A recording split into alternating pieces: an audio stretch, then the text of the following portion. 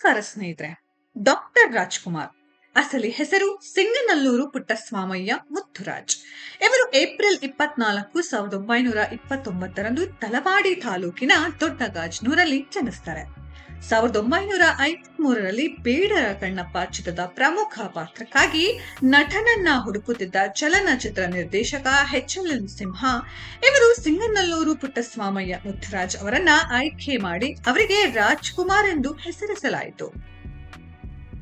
ಇನ್ನು ನೇರವಾಗಿ ಡಾಕ್ಟರ್ ರಾಜ್ಕುಮಾರ್ ಅವರ ವಂಶವೃಕ್ಷದ ಕಡೆಗೆ ಬಂದ್ರೆ, ಇವರ ತಂದೆ ಪುಟ್ಟಸ್ವಾಮಿ ಮತ್ತು ತಾಯಿ ಲಕ್ಷ್ಮಮ್ಮ. ಇವರಿಗೆ 3 ಜನ ಮಕ್ಕಳು: ಡಾಕ್ಟರ್ ರಾಜ್ಕುಮಾರ್, ಎಸ್.ಪಿ. ವರದರಾಜ್ ಹಾಗೂ ಶಾರದಮ್ಮ. ಡಾಕ್ಟರ್ ರಾಜ್ಕುಮಾರ್ ಅವರು ತಮ್ಮ 24ನೇ ವಯಸ್ಸಿನಲ್ಲಿ 14 ವರ್ಷದ ಸೋದರ ಸಂಬಂಧಿ ಪಾರ್ವತಮ್ಮ ಅವರನ್ನ 1953ರ ಜೂನ್ 25ರಂದು ನಂಜನಗೂಡಿನಲ್ಲಿ ವಿವಾಹವಾದರು. ಅಂದಿನ ಕಾಲದಲ್ಲಿ ಒಂದು ಸಂಪ್ರದಾಯವಿತ್ತು. ಅಂತೆ ಪಾರ್ವತಮ್ಮ ಜನನದ ಸಮಯದಲ್ಲೇ ರಾಜ್ಕುಮಾರ್ ಒಂದಿಗೆ ವಿವಾಹ ಮಾಡಿಸುವಂತೆ ನಿಶ್ಚಯಿಸಲಾಗಿತ್ತು. ಅದೇ ರೀತಿ ಇವರ ವಿವಾಹ ನೆರವೇರಿದೆ. ಇನ್ನು ಈ ದಂಪತಿಗೆ ಒಟ್ಟು 5 ಮಕ್ಕಳಿದ್ದು 3 ಜನ ಗಂಡು ಮಕ್ಕಳು ಹಾಗೂ 2 ಹೆಣ್ಣು ಮಕ್ಕಳಿದ್ದಾರೆ. ಶಿವರಾಜ್ ಕುಮಾರ್, ರಾಘವೇಂದ್ರ ರಾಜ್ಕುಮಾರ್, ಲಕ್ಷ್ಮಿ, ಪೂರ್ಣಿಮಾ ಹಾಗೂ ಕೊನೆಯದಾಗಿ ಪುನೀತ್ ರಾಜ್ಕುಮಾರ್ ಅವರು ಜನನವನ್ನ ಪಡೆಯುತ್ತಾರೆ. ಇನ್ನು ಫ್ರೆಂಡ್ಸ್, ನಮಗೆಲ್ಲರಿಗೂ ಗೊತ್ತಿರೋ ಹಾಗೆ ಡಾಕ್ಟರ್ ರಾಜ್ಕುಮಾರ್ ಅವರು ಏಪ್ರಿಲ್ 12, 2006ರಂದು ತಮ್ಮ 77ನೇ ವಯಸ್ಸಿಗೆ ವಿಧಿವಶರಾಗ್ತಾರೆ. Coming back to Vamshavruksha. ಅಣ್ಣವರ ಮೊದಲ ಮಗ ಶಿವರಾಜ್ ಕುಮಾರ್ ಇವರು 1962ರಲ್ಲಿ ಚೆನ್ನೈನಲ್ಲಿ ಜನಿಸ್ತಾರೆ. ಪ್ರಸ್ತುತ ಇವರಿಗೆ 63 ವರ್ಷ ವಯಸ್ಸು. ಇವರು ಚೆನ್ನೈನ ಟಿ ನಗರದಲ್ಲಿ ಶಾಲಾ ಶಿಕ್ಷಣವನ್ನ ಹಾಗೂ ಚೆನ್ನೈನ ನ್ಯೂ ಕಾಲೇಜ್ನಲ್ಲಿ ಬಿಎಸ್ಸಿ ಇನ್ ಕೆಮಿಸ್ಟ್ರಿ ಪದವಿಯನ್ನ ಪಡೆಯುತ್ತಾರೆ. ನೇರವಾಗಿ 1986ರಲ್ಲಿ ಆನಂದ್ ಸಿನಿಮಾ ಮೂಲಕ ಸಿನಿಮಾ ವೃತ್ತಿ ಆರಂಭಿಸುತ್ತಾರೆ. ನಂತರ ಇವರು ಕರ್ನಾಟಕದ ಮಾಜಿ ಮುಖ್ಯಮಂತ್ರಿ ಸಾರಿಕೊಪ್ಪದ ಬಂಗಾರಪ್ಪರವರ ಮಗಳಾದ ಗೀತಾ ಅವರನ್ನ ವಿವಾಹವಾದರು. ಗೀತಾ ಇವರ ಸಹೋದರರು ಮಧು ಬಂಗಾರಪ್ಪ ಹಾಗೂ ಕುಮಾರ್ ಬಂಗಾರಪ್ಪ ಎನ್ನುವ ವಿಚಾರ ನಿಮಗೆ ಗೊತ್ತೇ ಇದೆ. ಇನ್ನು ಶಿವರಾಜ್ ಕುಮಾರ್ ಹಾಗೂ ಗೀತಾ ಇವರಿಗೆ 2 ಪುತ್ರಿಯರಿದ್ದು ಅವರ ಹೆಸರು ನಿರುಪಮಾ ಹಾಗೂ ನಿವೇದಿತಾ. ಇವರ ಹಿರಿಯ ಮಗಳಾದ ನಿರುಪಮಾ ಅವರು ತಮ್ಮ ಕ್ಲಾಸ್ಮೇಟ್ ಆದ ಡಾಕ್ಟರ್ ದಿಲೀಪ್ ಎನ್ನುವರನ್ನ 2015ರಲ್ಲಿ ಮದುವೆಯಾಗಿದ್ದಾರೆ. 2ನೇ ಮಗಳು ನಿವೇದಿತಾ ಸಿನಿಮಾ ನಿರ್ಮಾಣ ವೃತ್ತಿಯಲ್ಲಿ ಸಕ್ರಿಯರಾಗಿದ್ದಾರೆ.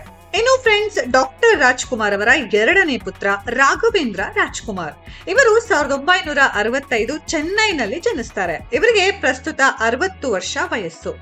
ಇವರು ಶ್ರೀನಿವಾಸ ಕಲ್ಯಾಣ, ದಾರಿ ತಪ್ಪಿದ ಮಗ ಸಿನಿಮಾಗಳಲ್ಲಿ ಬಾಲನಟನಾಗಿ ನಟಿಸಿ ಸೈನಿಸಿಕೊಂಡಿದ್ರು.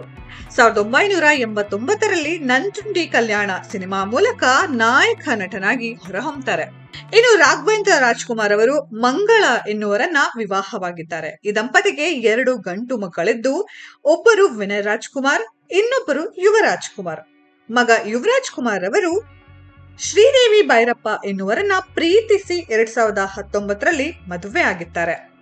ಆದ್ರೆ ಇವರ ದಾಂಪತ್ಯ ಜೀವನದ ಏರುಪೇರಿನಿಂದ ಪತ್ನಿ ಶ್ರೀದೇವಿ ಅವರು ವಿಚ್ಛೇದನಕ್ಕೆ ಅರ್ಜಿ ಹಾಕಿದ್ದು ಸುದ್ದಿಯಾಗಿದೆ. ಇನ್ನು ಅಣ್ಣವರ ಕೊನೆಯ ಮಗ ನಮ್ಮೆಲ್ಲರ ನೆಚ್ಚಿನ ಪುನೀತ್ ರಾಜ್ಕುಮಾರ್ ಅವರು ಮಾರ್ಚ್ 17, 1975ರಲ್ಲಿ ಚೆನ್ನೈನಲ್ಲಿ ಜನಿಸ್ತಾರೆ. ಇವರಿಗೆ ಅಭಿಮಾನಿಗಳು ಪ್ರೀತಿಯಿಂದ ಅಪ್ಪು ಪವರ್ ಸ್ಟಾರ್ ಅಂತಲೂ ಕರೆಯುತ್ತಾರೆ. ಇವರು ಬಾಲನಟನಾಗಿ ಸಾಕಷ್ಟು ಹಿಟ್ ಸಿನಿಮಾಗಳಲ್ಲಿ ನಟಿಸಿದ್ದಾರೆ. ಇವರು ನಾಯಕ ನಟನಾಗಿ ನಟಿಸಿದ ಮೊದಲ ಚಿತ್ರ ಅಪ್ಪು, ಅದು 2002ರಲ್ಲಿ. ಇನ್ನು ಪುನೀತ್ ರಾಜ್ಕುಮಾರ್ ಅವರು ಡಿಸೆಂಬರ್ 1, 1999ರಂದು ಚಿಕ್ಕಮಗಳೂರಿನ ಅಶ್ವಿನಿ ರೇವಂತ್ ರವರನ್ನ ವಿವಾಹವಾಗ್ತಾರೆ. ಈ ದಂಪತಿಗೆ ಮುದ್ದಾದ 2 ಹೆಣ್ಣು ಮಕ್ಕಳಿದ್ದಾರೆ, ಧೃತಿ ಹಾಗೂ ವಂದಿತಾ. ಇನ್ನು ಅಕ್ಟೋಬರ್ 29, 2021ರಂದು ತಮ್ಮ 46ನೇ ವಯಸ್ಸಿನಲ್ಲಿ ಹೃದಯಾಘಾತದಿಂದ ನಮ್ಮೆಲ್ಲರನ್ನ ಅಗಲಿದ್ದಾರೆ. ತಮ್ಮ ತಂದೆಯ ಪ್ರತಿಜ್ಞೆಯಂತೆ ನಾರಾಯಣ ನೇತ್ರಾಲಯ ಕಣ್ಣಿನ ಆಸ್ಪತ್ರೆಯಲ್ಲಿ ತಮ್ಮ ಕಣ್ಣುಗಳನ್ನು ದಾನ ಮಾಡಿದ್ದು ಎಂದು ಮರೆಯಲಾಗದು. ಇನ್ನು ಫ್ರೆಂಡ್ಸ್, ರಾಜ್ಕುಮಾರ್ ಅವರ 2 ಹೆಣ್ಣು ಮಕ್ಕಳಲ್ಲಿ ಮೊದಲನೆಯವರು ಲಕ್ಷ್ಮಿ. ಇವರು ಹತ್ತಿರದ ಸಂಬಂಧಿ ಗೋವಿಂದರಾಜ್ ಎನ್ನುವರನ್ನ ಮದುವೆಯಾಗಿದ್ದಾರೆ. ಇವರಿಗೆ ಒಬ್ಬ ಮಗ, ಒಬ್ಬರು ಮಗಳು ಇದ್ದಾರೆ, ಷಣ್ಮುಖ ಗೋವಿಂದರಾಜ್ ಹಾಗೂ ಪಾರ್ವತಿ ಗೋವಿಂದರಾಜ್. ಈ ಇಬ್ಬರಿಗೂ ವಿವಾಹವಾಗಿದೆ. ನಂತರ ರಾಜ್ಕುಮಾರ್ ಅವರ ಇನ್ನೋರ್ವ ಮಗಳು ಪೂರ್ಣಿಮಾ. ನಮ್ಮೆಲ್ಲರಿಗೂ ಗೊತ್ತಿರೋ ಹಾಗೆ ಇವರು ಖ್ಯಾತ ನಟ ರಾಮ್ ಕುಮಾರ್ ಇವರೊಂದಿಗೆ ಪ್ರೀತಿಸಿ ಮನೆಯವರ ಒಪ್ಪಿಗೆ ಇಲ್ಲದೆ ಮದುವೆ ಆಗಿದ್ದಾರೆ. ಇವರಿಗೆ ಧನ್ಯ ರಾಮ್ ಕುಮಾರ್ ಹಾಗೂ ಧೀರನ್ ಎಂಬ ಇಬ್ಬರು ಮಕ್ಕಳಿದ್ದಾರೆ. ಇವರು ಸಿನಿಮಾ ರಂಗಕ್ಕೆ ಪಾದಾರ್ಪಣೆ ಮಾಡಿದ್ದಾರೆ.